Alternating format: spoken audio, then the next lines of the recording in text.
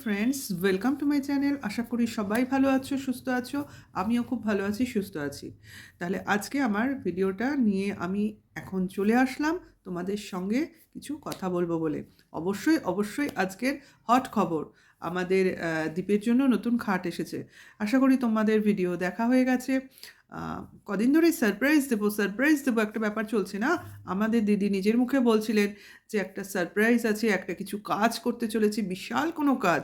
হুম, এই একটা সেই কাজের নমুনা, ছোট্ট নমুনা। আরও অনেক কাজ আছে। দেখো,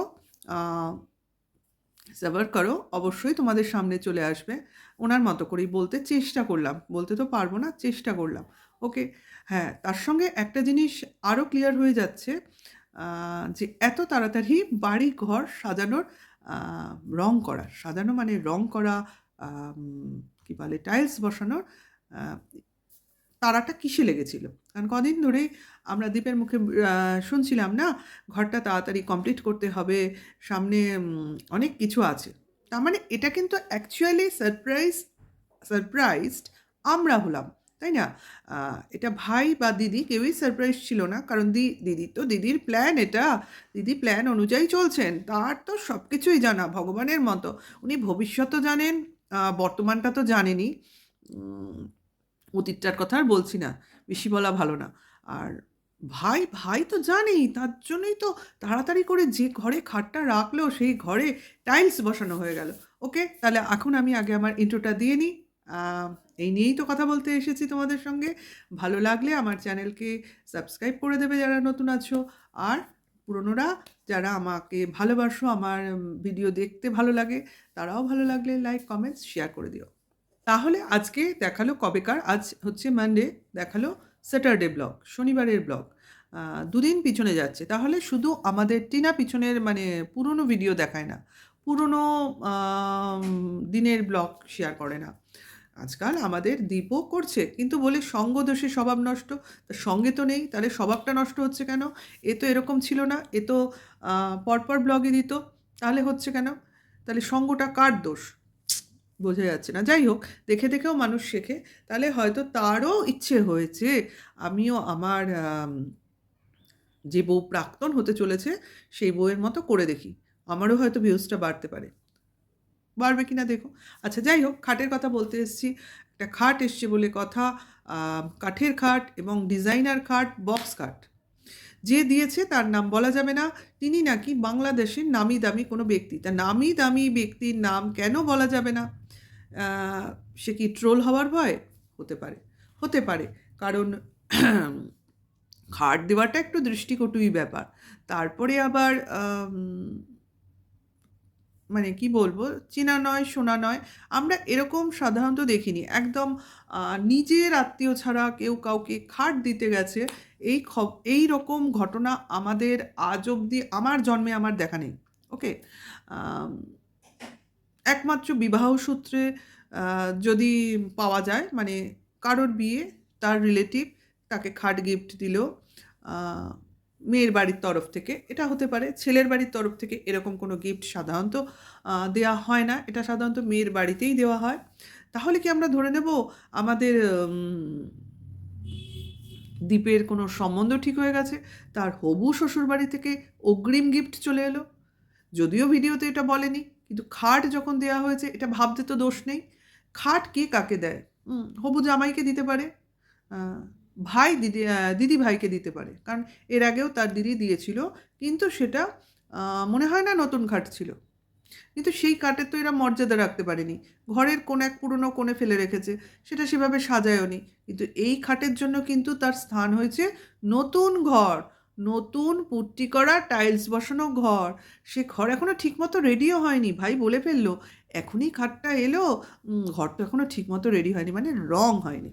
ওকে। যদিও বলা হচ্ছে খাটটা কৃষাণুর খাট, আরে সে তো বলতেই হবে, কিছু না বললে নাটক জমবে কি করে? হ্যাঁ, সবই কৃষাণুর, তাই তো? সবই কৃষাণুর, অবশ্যই।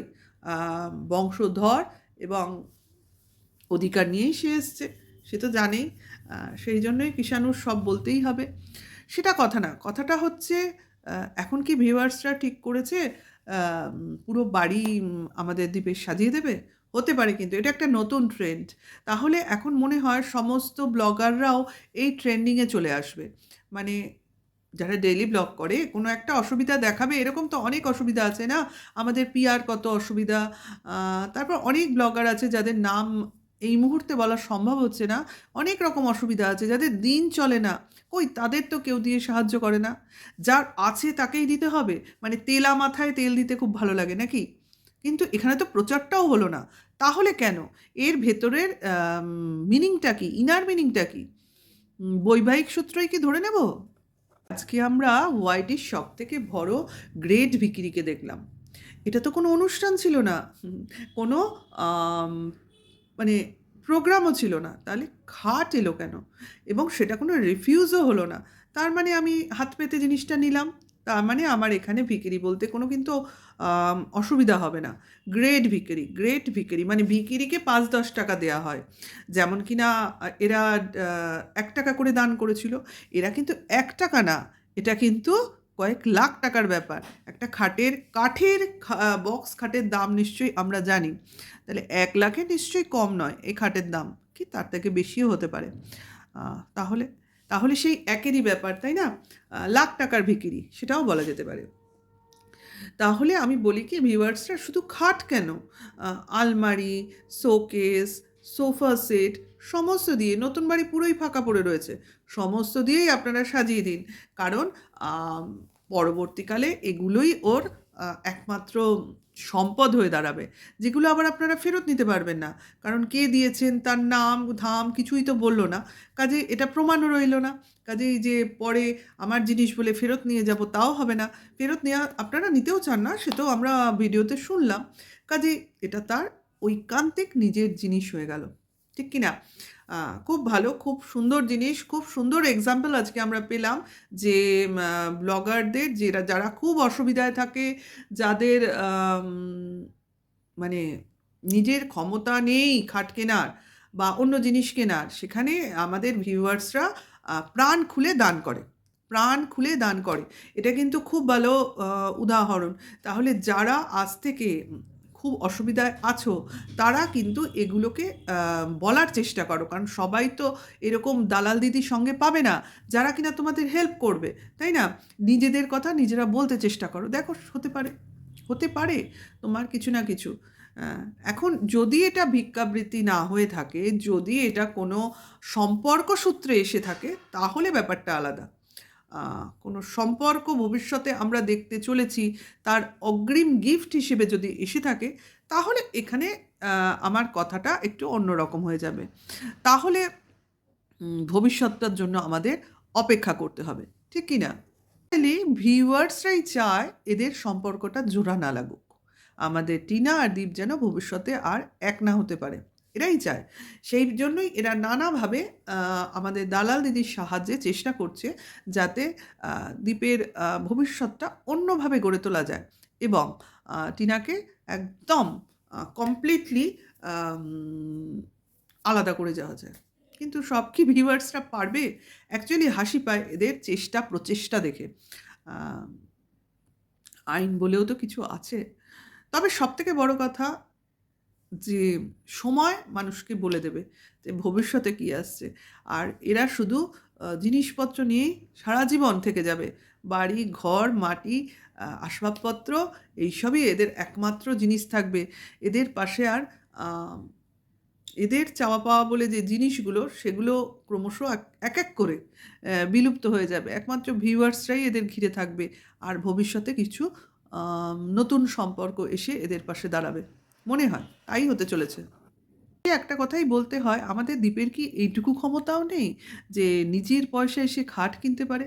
যে বাড়িতে টাইলস বসাচ্ছে, বাড়ি চকাচক করে ফেলছে, সে একটা খাট কিনতে পারে না? এতটাই কাঙাল সে?